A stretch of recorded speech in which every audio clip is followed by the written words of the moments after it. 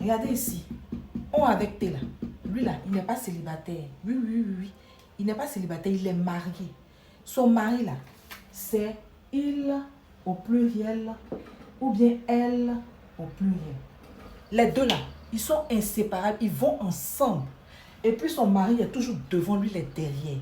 On dit quoi? Derrière un grand homme se cache une grande dame. Donc, on avec T là, c'est la femme. On avec T est toujours derrière son mari qui est il ou elle au pluriel.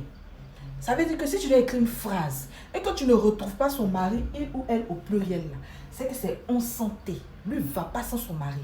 Exemple, mes abonnés ont compris.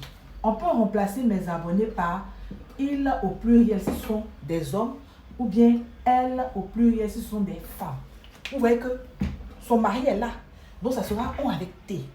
Donc si tu dois écrire une phrase que tu ne retrouves pas il ou elle au pluriel, qui est le mari de on avec T là, c'est que c'est on santé.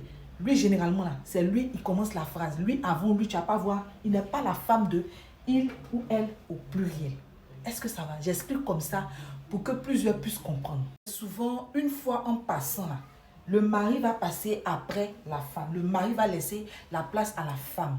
Hein? Là, ça sera pour poser une question. On va appeler ça le sujet inversé. On va dire par exemple, ont-ils compris? Vous voyez que c'est une question qu'on pose. Ça, c'est rare, une fois en passant. Sinon, généralement, comme je l'ai dit, là, le mari est devant. Mais quelques rares fois, peut-être pour la fête des mères comme ça, il va laisser la femme devant, puis va passer derrière comme ça. Mais tout compte fait, les deux vont ensemble, ils sont liés. Ils sont liés. On avec T est lié avec il ou elle au pluriel. Ont-ils compris? Bien, ont-elles compris? Voilà.